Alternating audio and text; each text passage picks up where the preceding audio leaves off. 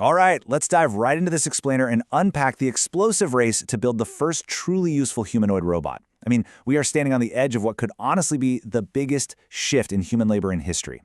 It's a space totally filled with massive promises, billion-dollar investments, and those viral videos that sometimes blur the line between science fiction and carefully staged marketing. So today, we're going to break down the reality of where this technology actually stands right now.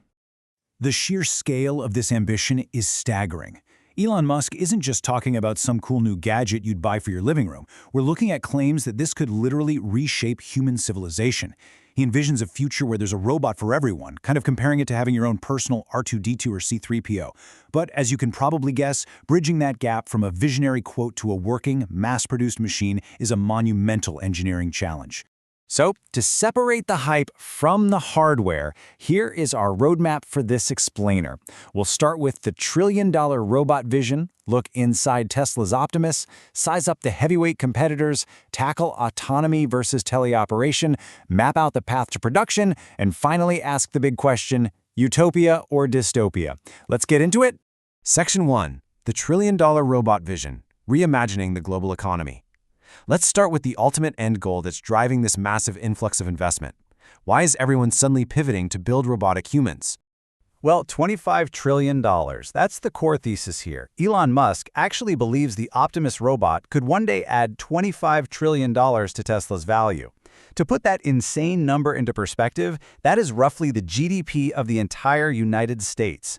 The underlying logic is that our economy is currently capped by human labor.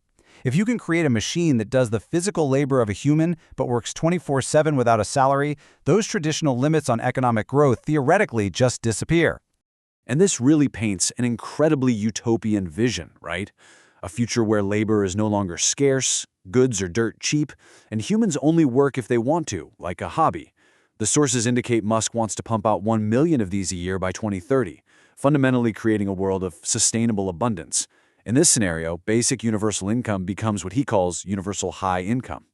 It's an incredibly optimistic pitch for sure, but it relies entirely on the tech working flawlessly. Moving to Section 2. Inside Tesla's Optimus, the engineering of a synthetic worker. Because how do you actually build a machine capable of replacing human labor? Let's pop the hood on Tesla's Gen 3 Optimus.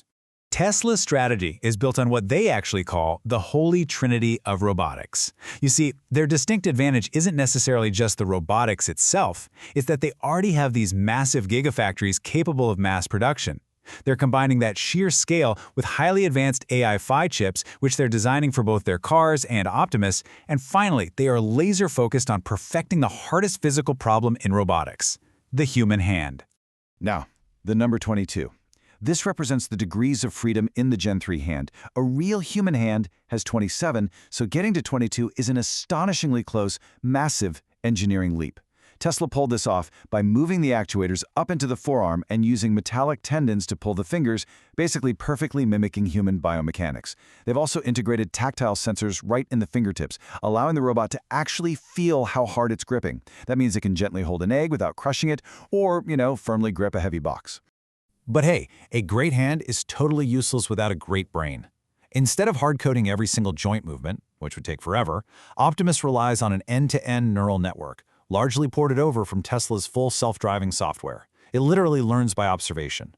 A human demonstrates a task, the AI processes that visual data into a virtual model, and then Optimus tries it in the real world. Once one single robot learns to fold laundry or move boxes, that data spreads like wildfire and is instantly shared across the entire network of robots. All right, Section 3, the heavyweight competitors. The race is crowded. Tesla is absolutely not running this race alone. In fact, in several key areas, they're kind of playing catch-up. Take a look at this breakdown. The competition out there is fierce and moving fast. Figure 03 from Figure AI is already running commercial pilots, autonomously moving packages in a BMW factory as we speak. Boston Dynamics, they've retired their famous hydraulic Atlas for a fully electric version boasting 56 degrees of freedom, and they're completely sold out to Hyundai through 2027. Meanwhile, China's Unitree is dominating the current market by actually shipping thousands of their G1 units today, starting at just around $16,000.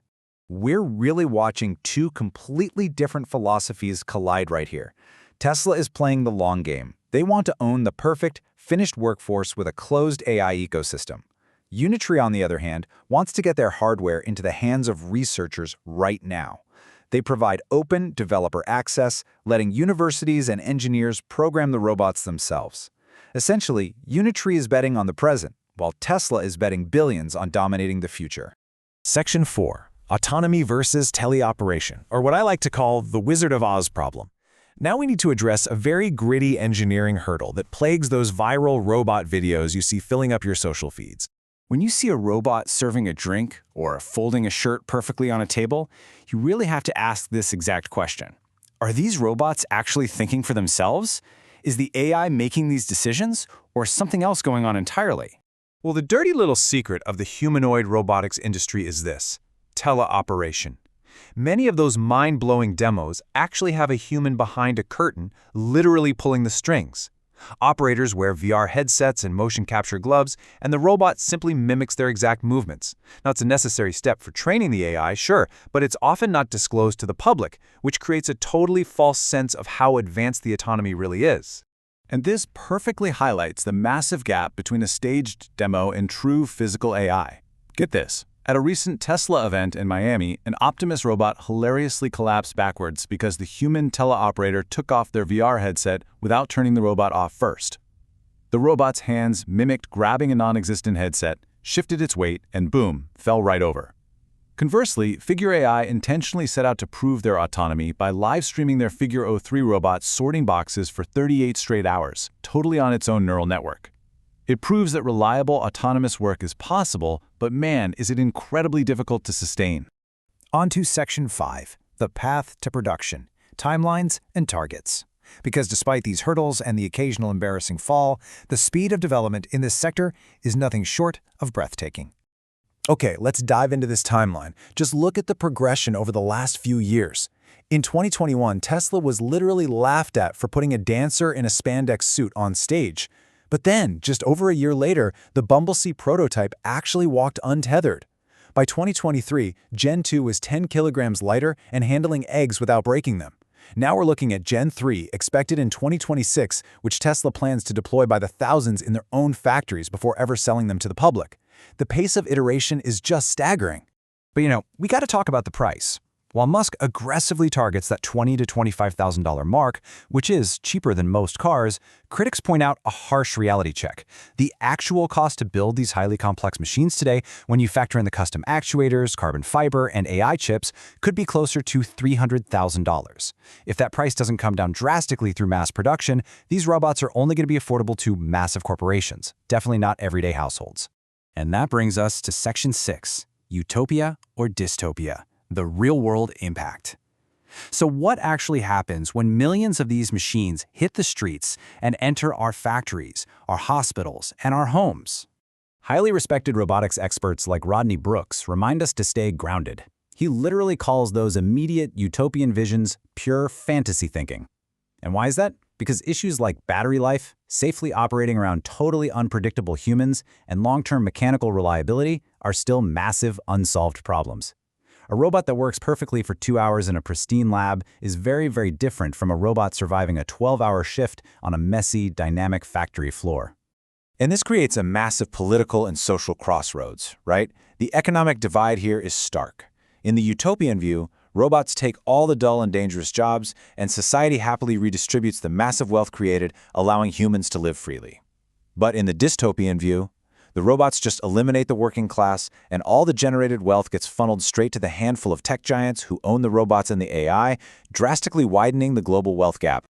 So I'm going to leave you with this final thought. Will humanoid robots make work optional, or just make the wealth gap wider? The engineering is moving faster than anyone predicted. But as these machines step out of the labs, untethered and autonomous, it's not just the titanium and silicon we need to prepare for. We really need to decide what kind of society we are building around them. Will we share the abundance, or are we just building a world where the machine is the only one working?